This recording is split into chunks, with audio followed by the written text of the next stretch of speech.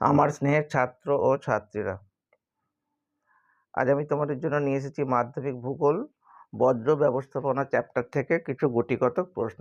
তোমরা নিশ্চয়ই জানো যে বজ্র ব্যবস্থাপনা চ্যাপ্টার থেকে 2 এবং 3 নম্বরের প্রশ্ন, 1, 2 এবং 3 নম্বরের প্রশ্ন আসবে, 5 নম্বরের প্রশ্ন আসবে না।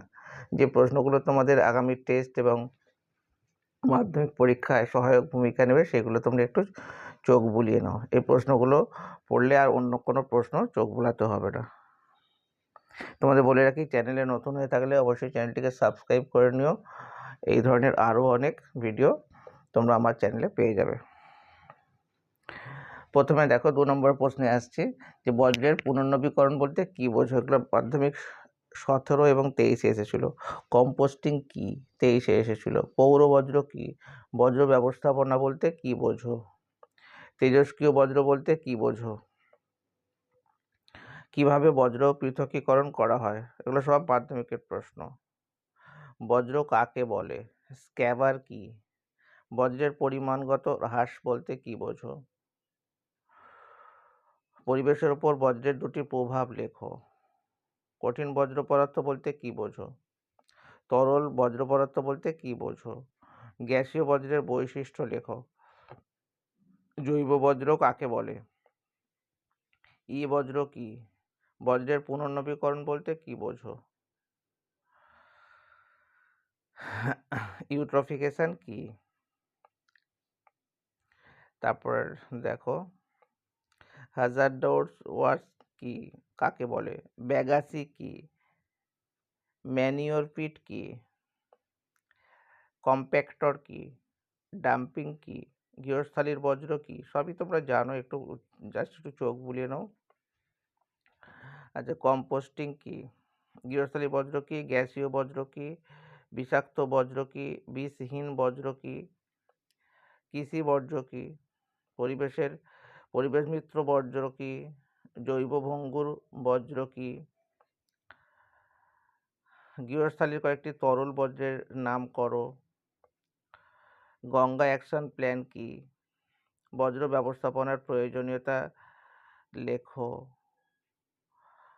বিষাক্ত ও অবিষাক্ত বজ্র কি। এছাড়াও থাকছে আরও 2টো প্রশ্ন, যে নির্মাণ বজ্রগুলি কি কি, আর কয়েকটি ই ওয়েস্ট এর নাম লেখো। তোমাদের আরও একটা কথা বলে রাখি, এই প্রশ্নের উত্তর পিডিএফ আকারে পেতে চাইলে ডেসক্রিপশনে নম্বর দেওয়া থাকবে, তোমরা যোগাযোগ করতে পারো। এছাড়াও তোমরা অফলাইন এবং অনলাইনে পড়ার জন্য যোগাযোগ করতে পারো। অফলাইনের জন্য তোমরা দাসনগর, করমতলা, হাওড়া এবং কলেজ স্ট্রিটে যোগাযোগ করতে পারো। আর হচ্ছে অনলাইনের জন্য তো সবসময় অ্যাভেলেবেল, ওই নম্বরে ফোন করে তোমরা যোগাযোগ করতে পারো। এবার আসছি 3 নম্বর প্রশ্নে। দেখো প্রথমেই আছে বজ্র ব্যবস্থাপনার প্রয়োজনীয়তাগুলি উল্লেখ করো। এটা মাধ্যমিক 2023-এ এসেছিল।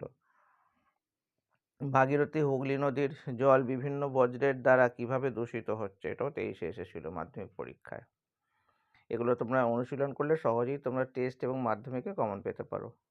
বজ্র ব্যবস্থাপনার 3টি প্রয়োজনীয়তা উল্লেখ করো। 20 এবং 23-এ এসেছিল, খুব গুরুত্বপূর্ণ প্রশ্ন। প্রকৃতি অনুসারে বজ্রের উদাহরণ সহ শ্রেণীবিভাগ করো। গ্যাসীয় বজ্র নিয়ন্ত্রণের উপায় বর্ণনা করো।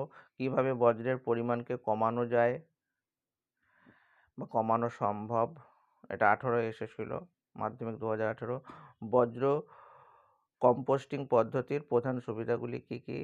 মানব জীবনের ওপর বজ্র পদার্থের 3টি প্রভাব সংক্ষেপে আলোচনা করো। জৈব ভঙ্গুর বজ্রের বৈশিষ্ট্য উল্লেখ করো। জৈব অভঙ্গুর বজ্রের বৈশিষ্ট্য উল্লেখ করো। কিভাবে বজ্রকে সম্পদে পরিণত করা যায়। আর সবশেষ প্রশ্ন, ভাগীরথী হুগলি নদীর ওপর বজ্রের প্রভাব লেখো। ভিডিওটা এই পর্যন্তই, শেষ পর্যন্ত দেখার জন্য ধন্যবাদ। আর ভালো লাগলে অবশ্যই বন্ধুদের মাঝে শেয়ার করে দিও।